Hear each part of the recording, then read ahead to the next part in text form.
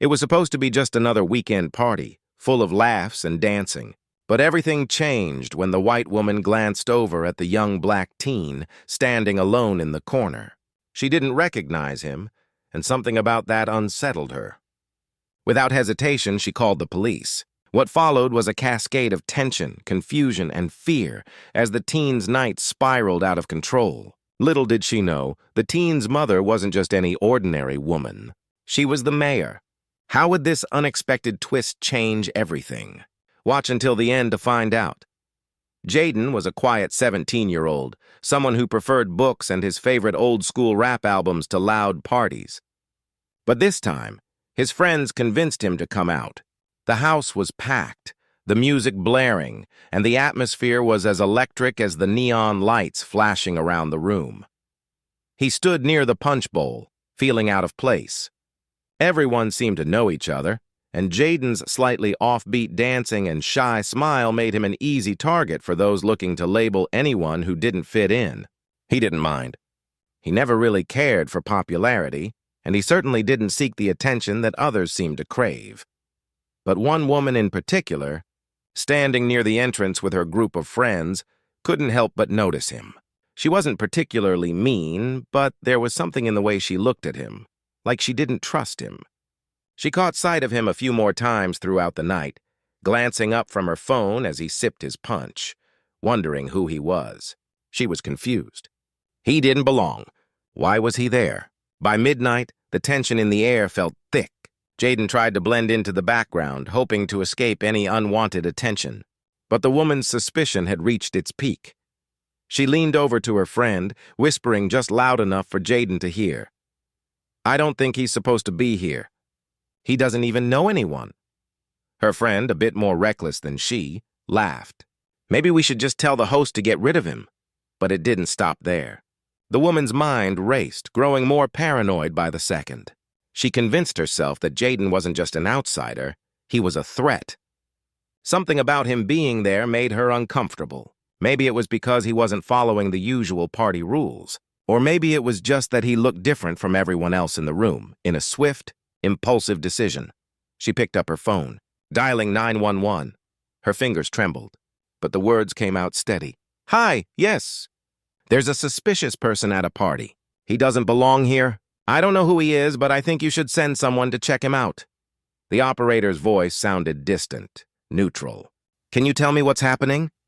"I don't know. He's just out of place. He's the only black guy here, and I don't feel safe," she said, her words laced with an unconscious bias she didn't recognize.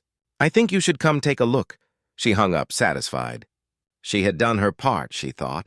No one would take a chance on someone who looked so out of place. But what the woman didn't know was that Jaden had heard everything. He stood frozen, feeling the weight of her words settle on him like an anchor. The room, once filled with laughter and music, suddenly felt suffocating. The anxiety he'd tried to keep at bay had crept in, his thoughts racing. Should he leave? Should he stand up for himself? Before he could make a decision, sirens began to wail in the distance. He swallowed hard, looking around for help, but everyone seemed either oblivious or too drunk to care. The door burst open, and two uniformed officers stepped into the house, scanning the room with sharp eyes. Everyone turned to look. The woman standing near the door took a step forward, her face painted with a mix of triumph and regret. "Can I help you, officers?" she asked, her voice a little too steady. "We're here to investigate a call," one of the officers said, his eyes landing on Jaden, still standing by the punch bowl. "Are you the person who made the 911 call?" The woman nodded, pointing towards Jaden. "That's him. He shouldn't be here. I don't know him, and something about him just didn't feel right." The officers exchanged a glance, but it wasn't until they began to approach Jaden that the unexpected happened. The door creaked open again. A woman in a tailored suit entered, her heels clicking sharply on the hardwood floor. Her presence was commanding, and she walked in like she owned the place. The crowd went silent. Jaden's eyes widened. He recognized her immediately. It was his mother. But this wasn't just any mom. His mother was the mayor of the city. A powerful, respected woman known for fighting for equality, justice, and against discrimination. She walked straight up to the officers, her gaze fixed on them. "What seems to be the problem here?" she asked, her voice sharp and authoritative. The officers hesitated, clearly taken aback by her sudden appearance. "Ma'am, there's been a call about a disturbance. We're investigating." Jaden's mother turned her eyes toward the woman who had made the call. "And who exactly are you?" she asked, her voice chilling. The woman's face turned pale. I just thought he was out of place," she stammered, suddenly shrinking under the weight of the mayor's stare. The air in the room felt thick with tension as the reality of the situation set in.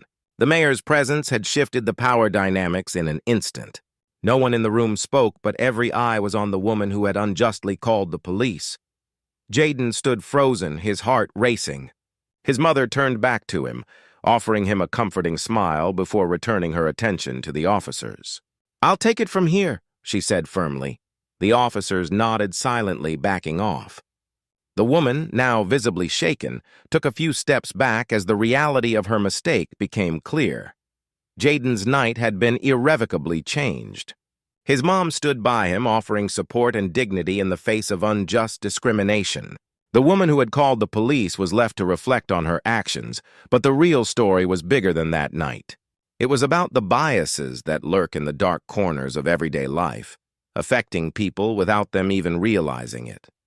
As the party continued in awkward silence, Jaden felt a weight lift off his shoulders. He wasn't just a victim of that woman's fear.